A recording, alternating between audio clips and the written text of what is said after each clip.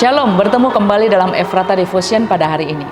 Seorang pria selalu bangun pagi untuk bekerja. Setiap hari ia mengandalkan 1 jam dinding di ruang tamu. Jam itu sudah lama di situ, tapi tidak pernah dicek keadaannya karena dianggap masih berfungsi dengan baik seperti biasa. Suatu pagi ia bangun seperti biasa dan bersiap berangkat. Ia merasa masih punya banyak waktu. Ia duduk sebentar, minum teh, lalu berjalan santai menuju tempat kerjanya. Namun setibanya di sana, pintu sudah tertutup. Pekerjaan hari itu telah dimulai dan ia terlambat. Ia kebingungan. Menurut jam di rumahnya, ia datang tepat waktu.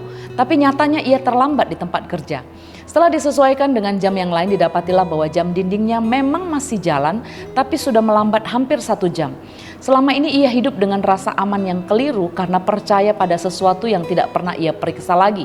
Sore itu ia pulang dan menatap jam dinding tersebut. Ia memutarnya perlahan hingga tepat, membersihkannya dan mengganti baterai dengan yang baru.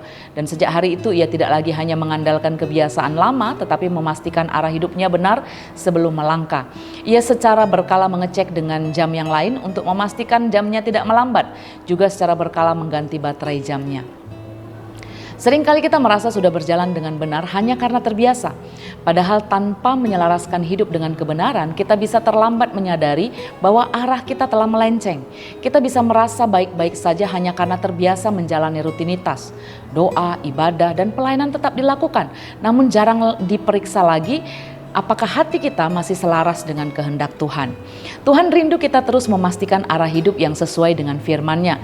Itulah perlunya kita berhenti sejenak, memeriksa diri dan menyelaraskan kembali langkah kita dengan kebenaran, mengubah kebiasaan yang tidak berguna dan tidak benar, membaharui pikiran kita sesuai firman. Tidak lupa untuk terlibat dalam komunitas agar dapat saling menguatkan dan mendoakan. Dalam tantangan dan masalah yang kita responi dan kita hadapi dengan cara Tuhan, kita mengupgrade diri kita makin serupa Kristus. Tidak lupa juga mengupdate sesuai kebutuhan-kebutuhan zaman yang terus berkembang untuk mempunyai hidup yang lebih berbuah lagi bagi Kristus. Selidikilah aku ya Allah dan kenalilah hatiku, ujilah aku dan kenallah pikiran-pikiranku. Lihatlah apakah jalanku serong dan tuntunlah aku di jalan yang kekal. Mari kita berdoa. Tuhan, kami bersyukur kalau kami masih punya kesempatan untuk memeriksa, mengkoreksi, memperbaiki diri kami supaya jalan kami yang sudah biasa kami lalui, yang sudah biasa kami hidupi tidak melenceng daripada Tuhan. Tuhan, selidikilah hati kami gak mau hati kami terserong karena hal-hal dunia.